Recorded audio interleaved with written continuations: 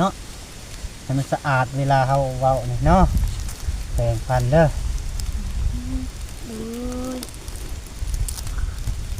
ต้องได้ซักเครื่องคองแต่ละมื้อแล้วก็ทางความ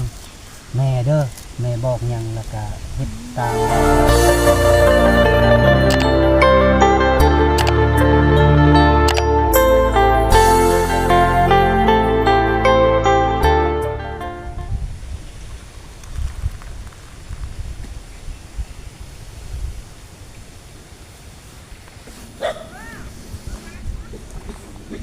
ครับทักทายสวัสดีพ่อแม่พี่น้อง FC เบิร์ดทุกคู่ทุกคน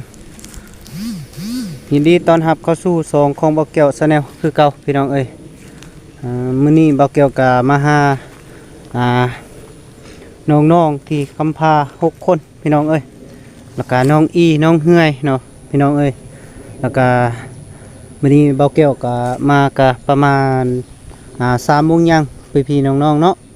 แล้วก็พ่อแม่พี่น้องแล้วก็ขอพาครับเบิ่งครับชมบักติดตามเนาะพี่น้องเนาะที่น้องๆเพิ่นเนาะที่ว่าเบาแก้วมามอบเสื้อผ้าเมื่อวานนี้เนาะพี่น้องแต่ว่ามื้อนี้ก็เบาแก้วก็มาหาเพิ่นอีกคือเก่าพี่น้องเอ้ยเบาแก้วก็สิเข้าไปหาน้องๆเพิ่นเนาะพี่น้องเนาะโดยตอนนี้ก็เบาแก้วก็มาฮอดเพื่อนซานของน้องอีแล้วก็น้องเฮือยกับพี่น้องเอ้ยน้องๆที่เด็กกำพร้าพี่น้องเอ้ยจะขึ้นเฮ็ดอยู่เฮ็ดหยังเนาะพี่น้องเนาะสบายดีลูกโดยเฮ็ดหยังเนาะ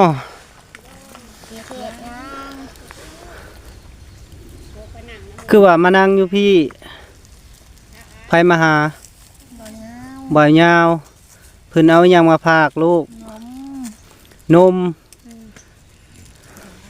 เพิ่นเอานมมาพากลายอยู่บ่ลายอยู่เลยได้ซีมเบิ่งแล้วบ่แซ่บอยู่บ่เลยนั่งลงโอ้พี่น้องเอ้ยมาแล้วก็เห็นเนาะพี่น้องจะอมให้ลูกพ่อนั่นทิมบ่ดื้อได้สุดงามแท้ไผซื้อมาให้บ่าวแก้วซื้อมาให้พี่น้องเอ้ยน้องเฮือยยังทันได้เนาะสุดเนาะพี่น้องได้อยู่แต่ว่าบ่ถึกขอโทษขอไว้พี่น้องเอ้ยกินข้าวแรงแล้วบ่ลูก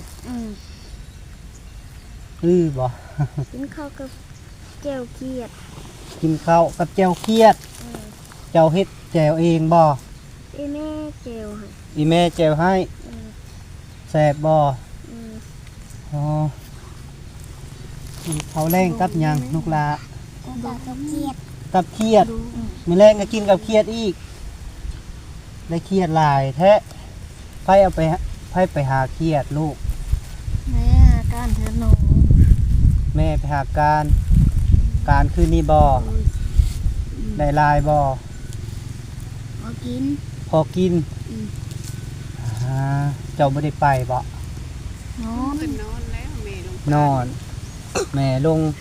ไปผู้เดียวบ่พี่น้องเอ้ยจุกกันนอนน้อ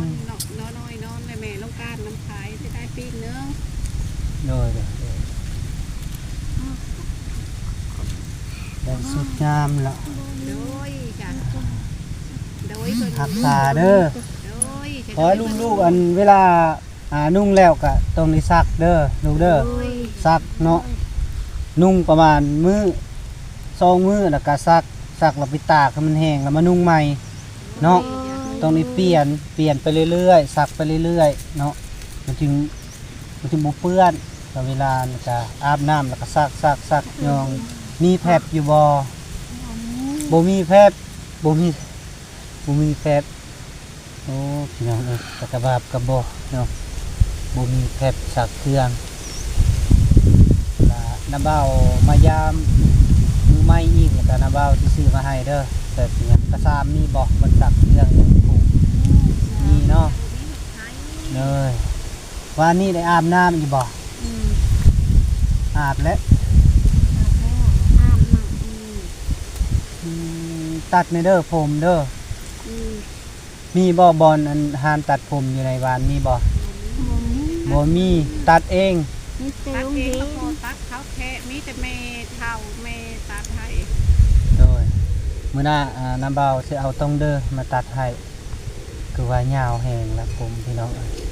เจ้าน่ะนุ่งบ่ได้บ่ ลง บ่ล่มโอ้บ่ล่มพี่น้องเอ้ยเพราะว่าเบาแก้วก็กะบ่ได้เนาะน้องเพิ่นใหญ่เนาะผู้เดียวมาแล้วนะเบาซื้อมาให้ใหม่เด้อเลยโอ้พี่น้องเอ้ยเพิ่นนุ่งบ่ได้สุดก็ได้นุ่งบ่ได้แล้วให้น้องเด้อให้น้องก็ได้เจ้าให้ผู้ใดนุ่งโดยให้ผู้นั้นนุ่งแล้วซักเด้อซักแต่ละมื้อ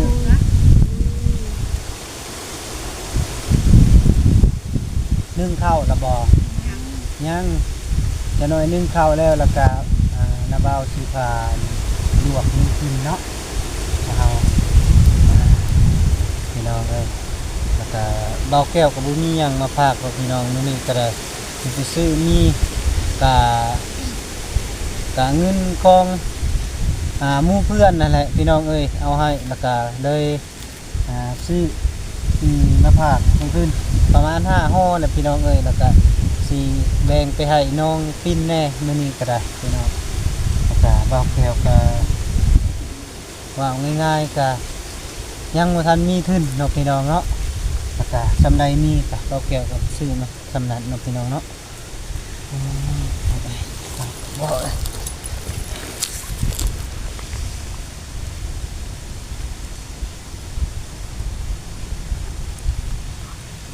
ลมแห้งเนาะมื้อนี้เนาะ ลมแห้ง ลมแห้งนี่ได้อากาศตัวนี้ก็ได้ตัว เรียกว่าคืน อืม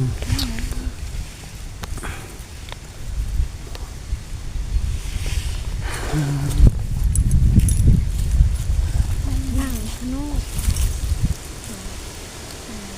ลูกเจ้าอาบน้ำอยู่บ่ฮะเจ้าน่ะอาบน้ำบ่เจ้าอาบอยู่บ่แต่ละมื้อฮะ เห็นปราสาท โอ้ยฉันลูกหลานแม่ อืม อาบแล้วหมักนี้อาบน้ำแม่จะบอกเพื่อนเลยลูกหละ โดยโอ้อาบน้ำเด้อเวลาอาบน้ำแล้วก็คันว่าอาบบ่ได้แล้วก็ต้มน้ำอาบเด้อต้มแล้วก็จ่าวเอาน้ำเย็นมาจ่าวใส่พออุ่นๆแล้วจึงอาบแล้วก็ฮุกเด้อนี่เด้อเห็นบ่นี่ดำหมดเลยนี่นะมีแต่ขี้ไข่ฮุกเด้อล่ะเด้อ มาเดียว โน่ มาเดี๋ยว เวลาอาบแล้วก็ฮุกสบู่มีบ่สบู่สุมีบ่บ่มีโดยแล้วก็แป้งสีฟันมีบ่ บ่มีเอาบ่คันน้ำเบาซื้อมาให้เอาบ่เอาละคันเอาละเวลาน้าเบาซื้อมาแล้วแล้วก็พากันแปรงเด้อน้าเบาสิทายให้เด้อเนาะแปรงฟันพูดเนาะให้มันสะอาดเวลาเฮาเว้านี่เนาะแปรงฟันเด้อ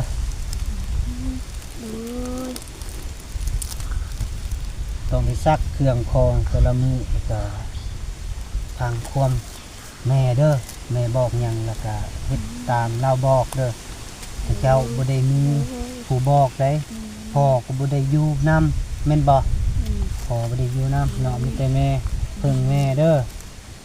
เราบอกไม่ได้ก็เฮ็ดไปอย่างนั้นตามภาษาเฮาเด็กกำพร้าเนาะเฮ็ดหยังก็เฮ็ดเนาะเฮาต้องสู้ๆเนาะบ่ต้องท้อถอยการสู้ทางนาบ่าวนี่ก็สู้มาแล้วเนาะนาบ่าวนี่จักเท่าใดแล้วก็ตอนเป็นนักเรียนนาบ่าวก็เล่าประวัติมันง่ายๆตอนเรียนแล้วก็ไปค้าขายซื้อขนมเนาะขนมอมเด้แล้วก็ไปหาขายให้หมู่ก่อนละ1,000 2,000บ่แล้วก็โฮมไว้แล้วก็ซื้อบิ๊กซื้อซอเด้อนาบ่าวลำบากแฮงเด้นาบ่าวมันมาถึงจุดนี้บ่แม่นง่ายเลยนาบ่าวก็ได้ฮู้บ่นาบ่าวเฮ็ดเวียกหยังฮู้บ่บ่ฮู้เนาะนาบ่าวเนี่ยอยู่นาบ่าวนะคนอยู่ อยู่ไสกองคนทางใต้แต่ว่ามาเฮ็ดเวียกอยู่โรงเรียนนาบาวก็ได้ โอ้ย ได้ก็ศึกษาเด้อคันอยากให้ลูกๆหลานๆไปโรงเรียนซะไปคันเป็นไปได้นะว่าบ่แล้วก็อยากให้ไป วายลูกเอ้ยก็คือนักครูตะกี้นี่โอ้ยความเพื่อจำนำอันนี้แปลว่าไผก็เฮียนได้หรือเฮียนเองได้ลูกเอ้ยในบ้าน โดยเดี๋ยวนี้ บ่ได้บอก บ่ได้บอกบ่ได้นี่นะ บอกพิ่น เอาแม่มานั่งคุยนำกันไปแม่ แปลว่าเพิ่นบ่ได้บอกเขา โด ไผ ย เฮียนได้หรือเฮียนลูกเอ้ย โดย ไผเฮียนได้หรือเฮียนได้ไผเฮียนบ่ได้แล้วก็อยาไผยังเป็นไผเพิ่นไผเฮียนเอาเอง โอ้บ่เฮ็ดจังซั่นแม่มีหยังก็สุกยู่ให้ลูกไปเรียนหาหนังสือก่อนพอได้ ไปใส่ อ่านเป็นเขียนได้ว่าซั่นซะ ยืนนั่งเอาเดี๋ยวไปถ่าย อยู่ ข้าวลูกผูกข้าวลูกเปิดปิดกล้องกันลูก ติวโอ้น้าบ่าวบุมีหยังมาฝากเด้อมีแต่เอานี่แหละกะขึ้นของหมู่ของน้าบ่าวนี่แหละเอาเงินให้เพิ่นเห็นทางซองของน้าบ่าวแล้วก็เลยเอาเงินมาให้ก็สิซื้อนี่แหละมาฝากแล้วก็สิปั้นให้น้องปิ่นแน่พี่น้องเอ้ย10ห่อเนาะพี่น้องก็นี่เท่านี้เด้อก็ได้เอาก็ได้ลูกเอาเด้อ ถูเอาลูก เอาไว้กินเด้อต้มกินมื้อแรงแล้วก็คันมีผักก็เอาผักมาลวกนำแล้วก็กินเด้อแต่ละมื้อกินกับข้าวจ้ามก็ได้จ้ามกับข้าวคือน้ำเบากินแต่เป็นนักเรียนผ่านว่าใหญ่น้ำนี้นี่แหละน้ำเบาก็ได้กินแล้วก็สลาวกับข้าวแล้วก็อิ่มแล้วก็นอนเนาะสมมุติตะมีแล้วพี่น้องเอ้ยเพราะว่าได้กินมีแน่แล้วก็ได้กินนมอีหยังแน่แล้วก็มีผู้มาพากตอนเบาแก้วก็สงสารเพิ่นเนาะพี่น้องเพราะว่ามาพบหมอพ่อก็ได้โดนแล้วพี่น้องเอ้ยแล้วก็เบาแก้วก็ตอนนั้นก็ยังบ่ทันเปิดสองว่าซั่นซะมาซื้อเป็ดซื้อไก่แถวนี้แหละเลาะๆเลยแหละพี่น้องเอ้ยคือเห็นอยู่บ่เคยเห็นนะบ่าวบ่แต่ละเทื่อ ถ้าเห็นก็บ่จื้อ บ่จื้อเนาะ เคยเห็นอยู่เจ้าบ้านหลัด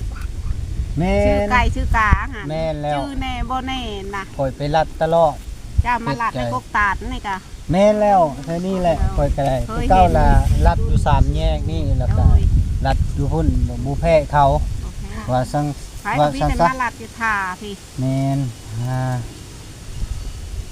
อยู่ท่าสาย ท่ารถ ท่ารถนี้ โดย เลยแล้วก็เดี๋ยวนี้เขาก็ลัดหลายจุดหลายบอนแล้วเขาก็ตามจนบ่อยากได้เนาะเรือเขาซื้อเอามาฮ้อนแล้วก็ซื้อไป เอาใส่มาหลัดแถวนี่หันพวกทงนา โดยพวกตรงหน้าเนาะ โดยกับบอนนั้นโพนฮัดเจ้าเคยหลัด โดย แต่ลูกมาเธอหน้าแล้วบ่อยากให้ลูกจอดอยู่ตะบอนโพนหันไปว่าเขาสูดผีโพนเคยจะคลองฮะ พูนนี้สูงๆนะบ่ โดยกบกหัน โดยเอาสิบ่จอดดอก บ่จอด อ่า แบบมันอยากเป็นเหตุ แม่ ได้ลูกไอ้นะหันได้ โดย บางเถื่อมันก็คือคน แม่เคยเห็นบ่แต่ละเทื่อ เคยเห็นอยู่ กลางคืนไหน เคยเห็นได้กลางคืน มันถอดหัวนี่ไปบ่ ไปเป็นกระโตมันยางน้ำก้นฮะรีบ อืม ๆลูกคอยมือชุมมันข้าเมืองบ้านยางว่าค้นโฮมเชือกเห็นสันปันนี่ โอ้ เมื่อหดทางเลยค่ะบ้าน เจ้าเคยเห็นละวันนาแคมบ้านแคมเฮือน เห็น น่ะกกขาบหัน โดย น้ำไปหอนหันมักกะลีคนละทางเลย โอ้ มันชูมีได้ มันเคยเป็นนั่นได้นะหัน โดย มันเถื่อพายกระตาจุงเด็กน้อยลูกไอ้นะฮะ อืม รุ่มคอยนี่ไปนี่พวกปลาไม้วิกพวกจีนมานอนอยู่ในทางกกไฮพออีตูหวนชวนอ้อยคอยบอก ลูกเอ้ยจะพาลูกอยู่นั่นนี่บอนไปว่าเขาปงผีนะ โดย ลูกเพื่อนก็ให้มันขึ้นโหลดน้ อยากขึ้นรถน้ ำมันขึ้นโหลดน้ ำขึ้นรถเลย ำขึ้นโหลดเลยเขาก็เมื่อกลางคืนเลยลูกมันหายจีนนะ โอ้ เด็กน้อยแบบนี้เนาะเขาก็ชงสันเขาเลยถามแม่นี่เป็นได้เมย์ เป็นบ่อยากให้อยู่ลูกเอ้ยแบบว่าเขาถิ่นที่ตายดอกตายดิบแล้วเขามางานอยู่นี้ พอแล้วพอแล้ว อืม บ่เป็นหยังจ้ะโอ้ยนี่แม่เพิ่นก็เล่าเรื่องเล่าๆไปสั่นแล้วพี่น้องเอ้ยก็ตามข่าว ผู้ดีผู้ช เนาะ วน โดยเลยขอบใจแม่ที่บอกลูกแล้วก็ได้ โอ้ย แล้วก็แม่ก็อวยพรนั้นหมู่ไปเนี่ยเล็กน้อย นางก็เที่ยวลูกนางลงนะนี่แหละลูกเอ้ยเจ้าหมันเจ้ามายืนลูกเอ้ยคอยเจี๊ยบไข่ลูกเอ้ยเจ้าอยู่ดีไม่แห้งลูกเอ้ยเจ้าหมันเจ้ายืนมอยเจี๊ยบไข่นี่แหละลูกหลานเอ้ย โดย เจ้าห่างเจ้ามีนี่แหละลูกเอ้ย โดย ตกใจไข่เจ้าคือบนดีลูกเอ้ยมดตัวนี้แหละลูกเอ้ยแมวเป็นว่าเป็นไรมันก็จะ สา แค่ลูกหลาน ธุบ่เป็นหยังเนาะโอ้ยพึกบ่เป็นหยังแม่เอ้ยลูกก็ยังบ่เป็นคือกันน้องพี่น้องเนาะแต่ว่าทางเบาแก้วก็ขอขอบคุณขอบใจเด้อทางหมู่ผู้ที่ซื้อที่เอาเงินฝากมาให้เบาแก้วซื้อมีซื้อเสื้อผ้ามาให้น้องๆแล้วก็ขอขอบคุณขอบใจเด้อทางพี่น้องๆเลยขอดีมีแห้งอย่าเจ็บอย่าจนขอสุขภาพเข้มแข็งว่าซั่นซะน้องพี่น้องพี่น้องเนาะกินข้าวแรงกับหยังแรง ว่าที่ต้มเคียดชามที่โตหันแหล้วลูกอ่ะ ต้ม พาลู เคี ก ยด หลานกินโดยลูกๆยังไม่มีข้าว ยังบ่ทันนึ่งข้าวดีนี่นะ โดย เลยอ๋อ บ่ดื้อเด้อ ได้หลายบ่ได้บ่ประมาณโลจะปิดการคืนนี้นะ มันบ่ได้การมันลงน้ำมันแห้ง ดู ประมาณได้ปิ้งนึงเว้นกับพาลูกปิ้งแล้วก็แจว ดูแก้ว มา เนาะ แต่สีข้าวแล้วก็เห็ดกินข้าวแล้วก็ไปเอาน้ำอย่าโยกลูกอย่าโยกอย่าดื้อนั่งดีๆชักหน่อย